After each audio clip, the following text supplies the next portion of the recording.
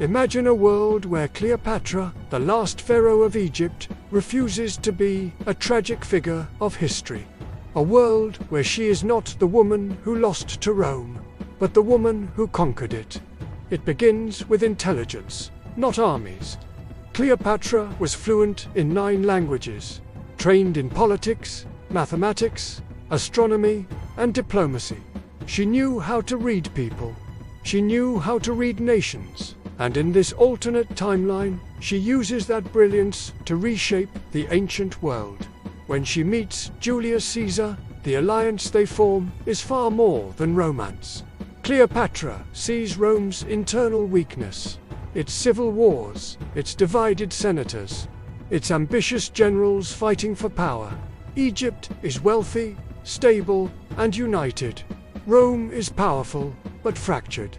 Cleopatra understands a simple truth: a divided empire can be conquered from the inside. She convinces Caesar to strengthen Egypt's autonomy. She modernizes Alexandria's military. She builds a powerful navy to control the Mediterranean. With Caesar's support, she turns Egypt into Rome's most important ally and Rome's most dangerous rival. When Caesar is assassinated, Cleopatra does not retreat. She moves faster than the conspirators expect. Her spies deliver information before Rome even stabilizes. She reaches out to Mark Antony earlier. Their alliance becomes strategic, not just romantic. Antony receives Egyptian funding, Egyptian soldiers, and Egyptian intelligence.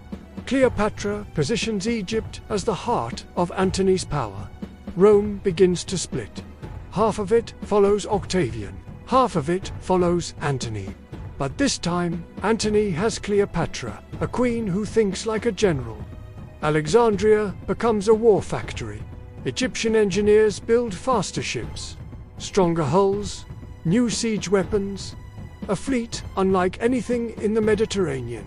When the Battle of Actium arrives, history changes. Cleopatra does not flee. She commands the strategy. Her navy uses new formations, new fire weapons, new flanking maneuvers. Octavian's fleet collapses.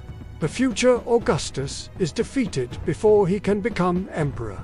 Rome loses. Antony and Cleopatra march triumphantly into the city. Cleopatra does not burn Rome or destroy it. She does something far smarter. She merges their empires. Egypt becomes the financial center. Rome becomes the military capital. Antony governs the west. Cleopatra governs the east.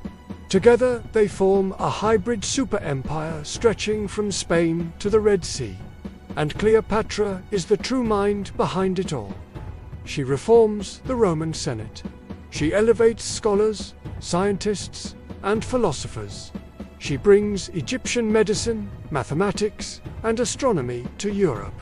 Rome's culture becomes infused with Egyptian art, religion, and architecture. The Roman eagle stands beside the Egyptian sun disk, 2 civilizations merging into one golden age. Under Cleopatra's rule, Alexandria becomes the center of global knowledge. The Library of Alexandria is expanded, preserved, and protected. New academies rise across the empire. Children study engineering, astronomy, and philosophy together. Women gain education and political influence. Cleopatra's gender equality reforms transform ancient society. Trade flourishes. Silk routes merge with Mediterranean shipping lanes. Africa becomes fully integrated into the empire. Science advances centuries early. Doctors learn advanced surgical techniques. Mathematicians build early mechanical devices. Engineers construct larger ports, taller lighthouses, stronger roads. The empire becomes impossibly rich. No collapse, no dark ages, no 1,000-year decline. Because Cleopatra understands something Roman rulers never grasped. An empire survives not through brute force, but through intelligence, culture, and unity. Her children grow up as heirs to a global dynasty. a blend of Roman command and Egyptian wisdom. A lineage destined to rule for centuries. Under Cleopatra's global empire, Christianity spreads more peacefully.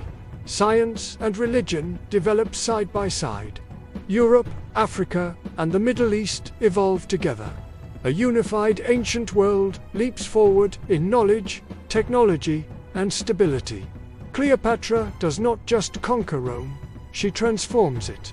And in doing so, she changes the destiny of the entire human race. The world remembers her not as the queen who fell, but as the queen who turned the ancient world upside down and built an empire that stood the test of time.